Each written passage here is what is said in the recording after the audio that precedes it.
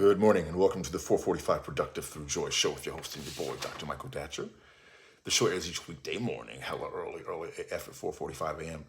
here on YouTube's Michael Datcher channel at 4:45 p.m. on Facebook Live. Guys, today we're talking about the will, as in the will to win, as in God's will, as in God's plan, as in your will, as in your plan. So thanks for joining us. You can go to productivethroughjoy.com, see about us. We speak to groups, schools, and organizations about being productive through joy. We have a series of great workshops and webinars, which are slowly starting to come offline. So once we are all safe. But for now, you can go there and see how we do what we do as we do when we do it. All right, thanks for being here. So for those of you who are new, allow me to say a few words about myself. This is your host and your boy, Dr. Michael Datcher, author of the New York Times bestseller Raising Fences, author of the acclaimed historical novel Americus, author of the Pulitzer Prize-nominated Animating Black and Brown Liberation, A Theory of American Literature. I am the board president of the World Stage, a great nonprofit here in Los Angeles. My educational background is UC Berkeley. Let me clear my throat. UC Berkeley as an undergrad, my master's from UCLA, and my PhD in English Lit from the University of California at Riverside. Guys, I'm an expert at being productive, all right? I don't say that to brag or boast. I say it because people are oftentimes surprised to hear that level of productivity when they hear my crazy background. I am the product of a young girl who was assaulted at age 16, gave birth to me at 17, and subsequently gave me up for adoption to a single divorcee. But at the time, there was no biological father, no adopted father. Difficult times for the young MD at his cool. Modi famously said, "How you like me now?" And if I can be this productive and be so through joy, I know many people can, which really inspires this show because I know it's not where you're from. It's where you're about to go. So thanks for joining us here, guys. Let's dive in. So today we're talking, let me encourage you to please hit that subscribe button, become a subscriber, get all these videos for free. I did say free, 1, 2, 3, for free. Also, hit the like button if you are liking these videos. You can also suggest other topics to cover.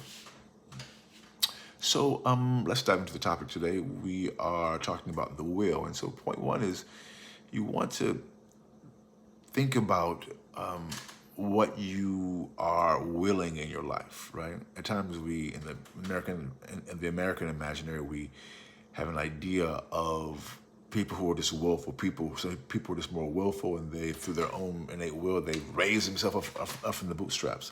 Some of that is true, you know. Self-motivated people, self-starters, stick-to-itiveness type individuals, that certainly can happen. And that's a way to approach it. The other idea, though, that I'm encouraging you to think about is, what if you could align your will with the will of the primordial, like the will of nature? So as we talked about last week, last week now, that there's a West African tradition of, and I'll paraphrase it here, saying that as above, so below. That's the Black American iteration of that. And it's so as above, so below, that we can learn that what you see in the physical realm, in terms of stars, nature, but primarily in the celestial realm, you can see on the planet. The import of rhythm, the import of systems, the import of motion, right? And so in a related idea, broadly, the concept is that we can learn from nature, that we can, by identifying aspects of nature, that we can apply some of those techniques in our own, some of those realities in our own life, because we are a part of nature at times, because we are a thinking animal. We don't always think about the fact that we are a part of nature. We are nature, right? Natura. And so if that is true, and it is, of course, then what can we do to align our life with I'll just call it the will of nature, with the modes of nature, right? And so in certain societies, they would organize their lives around the seasons, right? Which is why we have all these why we have many festivals, harvest festivals. There's versions of that. Christmas is rooted in star positioning around, the December 21st, 22nd, when the three stars align, called the Three Kings.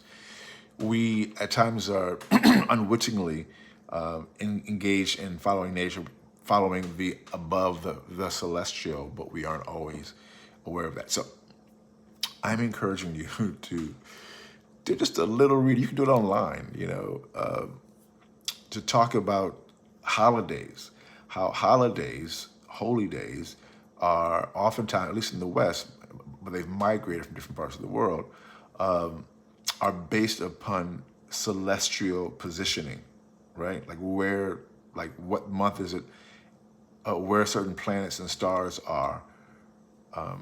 So I'm just making that point to say that you can align your life, your will, at the same way with what I'll call the natural order of things, as Foucault would say.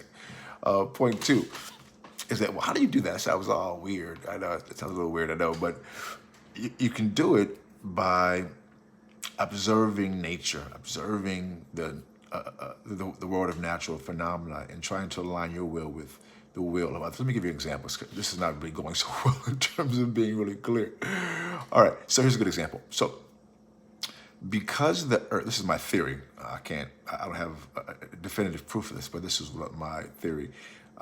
Because the earth is revolving around the sun, and it's rotating at a hyper rate of speed, although we're such a big planet, we can't feel the Earth's rotation, but we're currently rotating at a very fast speed right now on our axis. That is why I would argue that the so-called idea of what comes around goes around. It's oftentimes known as karma, right? My theory is that karma and the idea of what comes around goes around. We see this in our lives and the lives of other people. When they do something, how it comes back to them is because the world is moving at such an intense rate in a circle, okay? And so if you want to receive good, right, you want to know that if you put out good, it'll come back to you. Why? Because the world is revolving at a hyper rate of speed. That's one way, for example. That's a better example. Thanks, Michael. A better example of making this point clear. When you can observe natural phenomena and then incorporate those aspects into your life, you can benefit because that's the natural order of things, being in motion. All right, so another good example. So change. So I don't like change, at least I haven't in the past. Most of us don't like change, but change is a kind of motion. Oftentimes, change visits upon us, meaning it determines what we're going to do. But when we decide to create change in our life, that's natural, and we can benefit from that. So motion or change, movement is natural because, as we know from 10th grade science, the electrons are moving at a hyper rate of speed inside of the atom. So really all things are moving at different rates of speed. So motion is generally good, right?